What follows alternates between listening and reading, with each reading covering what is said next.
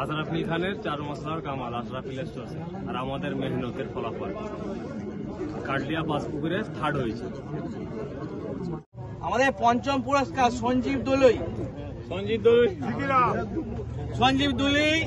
উনি এসছেন ঝিকিরা থেকে, হঠাৎ করে ছিপ ফেলতে চলে এসছেন। যাই উনি একটা মাছ পেয়ে আমাদের এখানে পঞ্চম স্থান অর্জন করেছেন। 1 কেজি 613 গ্রামের একটি কাতলা মাছ। ওনাদের পুরস্কারটা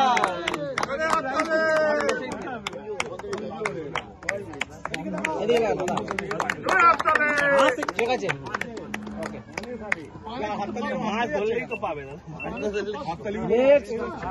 আচ্ছা, আমরা আমাদের ফাইনাল স্টেজে চলে গেছি। ফার্স্ট থেকে চতুর্থ পুরস্কার। তো আমি নিজে থেকে শুরু করছি, কেন সবাই মোটামুটি এটা বুঝে গেছে কে কি প্রাইজ পাচ্ছে। তো আমি চতুর্থ পুরস্কার রফিক কাজী মহাশয়। উনি 1 বছর অসুস্থ থাকার জন্য আমার সাথে ছিপ ফেলতে পারেননি, কিন্তু এখন থেকে উনি আমাদের সাথে আছেন মোটামুটি করোনার পর থেকে। স্যার এদিকে একটু দেখান। চতুর্থ পুরস্কারে 1 কেজি 634 গ্রাম একটি কাতলা মাছ ধরে উনি চতুর্থ স্থান অর্জন করেছেন।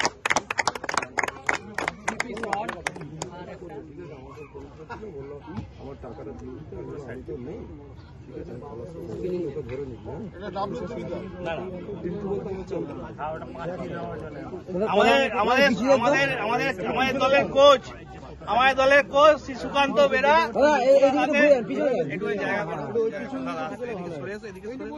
আমাদের দলের কোচ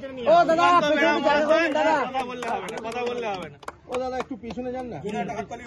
এই সম্বর্ধনা তুলে দিচ্ছেন ওনার হাতে। ঠিক আছে, ফোর্থ প্রাইজ। হ্যাঁ, যাবে দিয়ে দিন।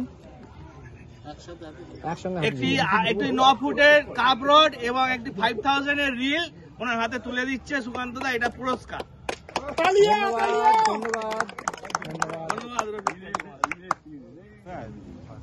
আমাদের থার্ড প্রাইজ পেয়েছেন রবি মল্লিক। মল্লিকের মোটারি 1 কেজি 964 গ্রামের একটি কাতলা মাছ ধরেছেন। উনি